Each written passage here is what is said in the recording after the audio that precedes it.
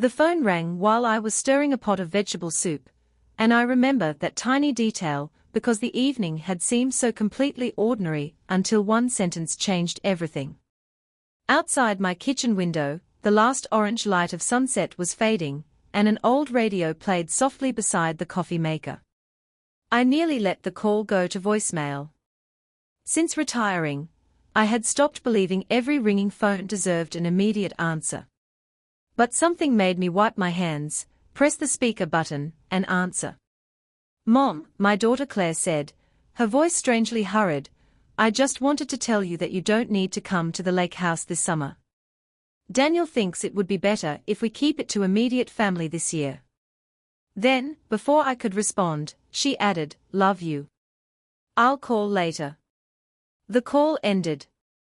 I stood in the kitchen with the wooden spoon still in my hand, listening to the soup simmer behind me. For several seconds, I honestly wondered whether I had misunderstood her.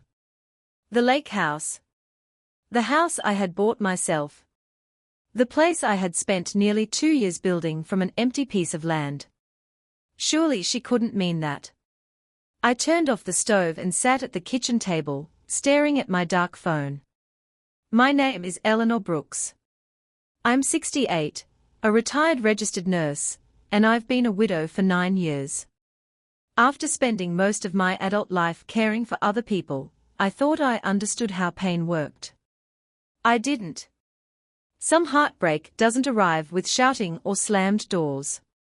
Sometimes it walks quietly into your life during an ordinary Tuesday evening and changes everything without raising its voice.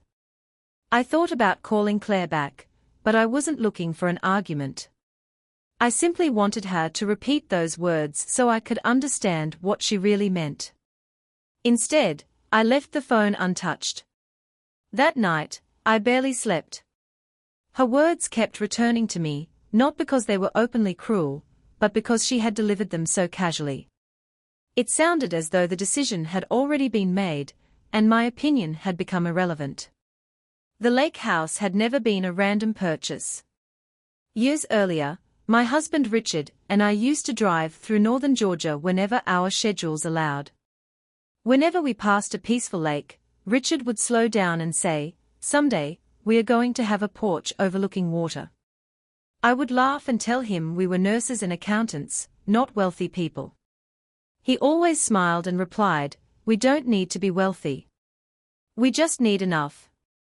Then cancer entered our lives, and those dreams disappeared beneath hospital appointments, treatments, medications, and long nights.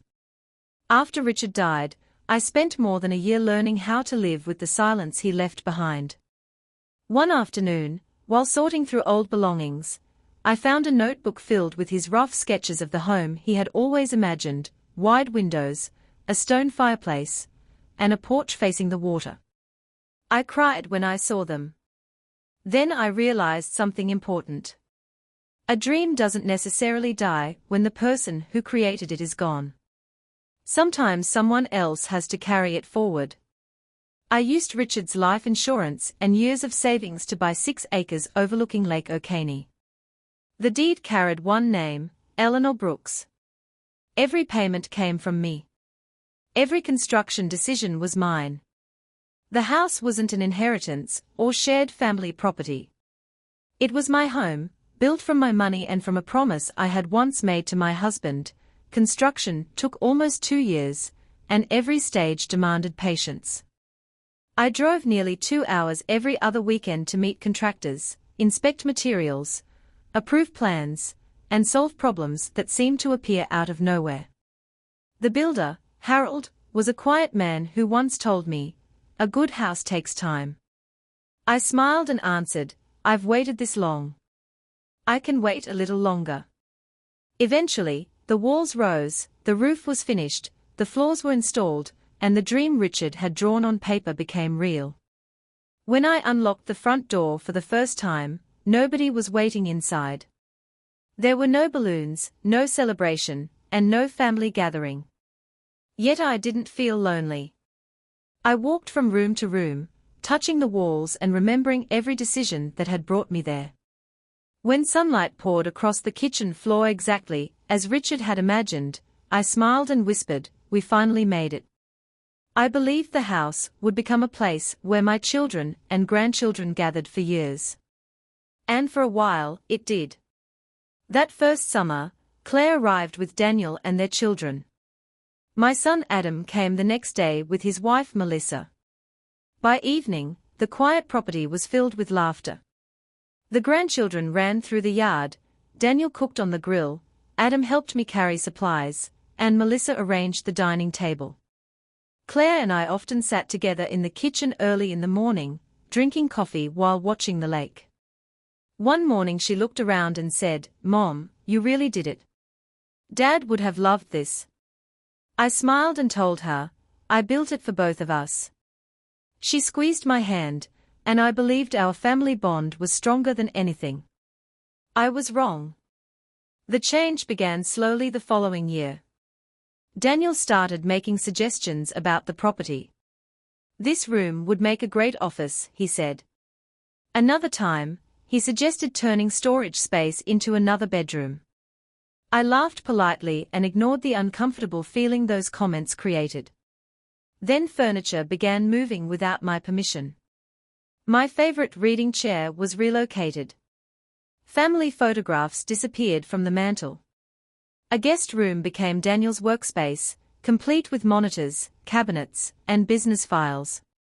When I asked Claire about it, she simply said, "Daniel thought it worked better this way."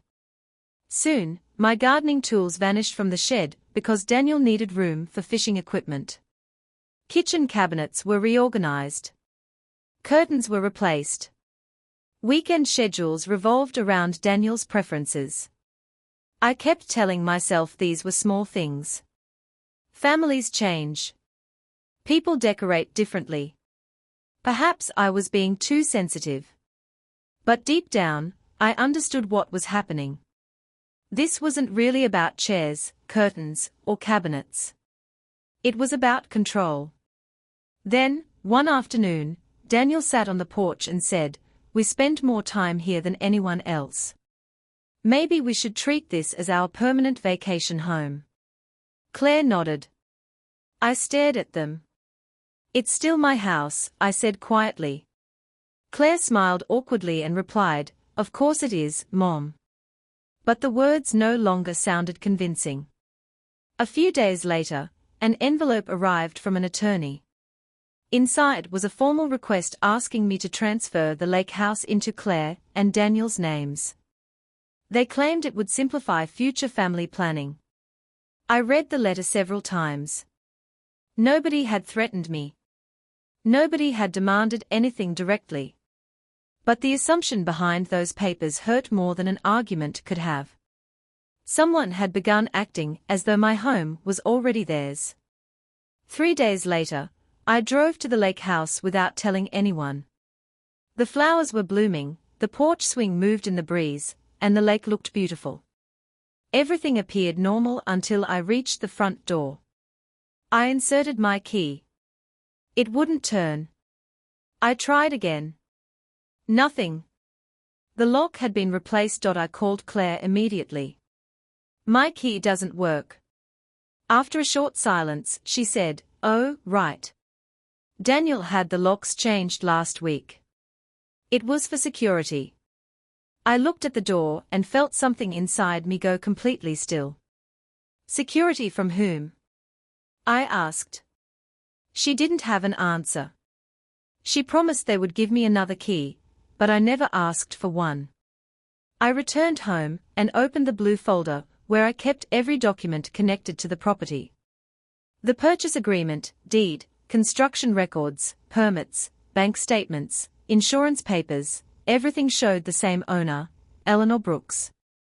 No joint ownership. No transfer. No trust. No legal right for anyone else to control the property. For 2 years, I had explained away every warning because I loved my daughter. That afternoon, I stopped making excuses.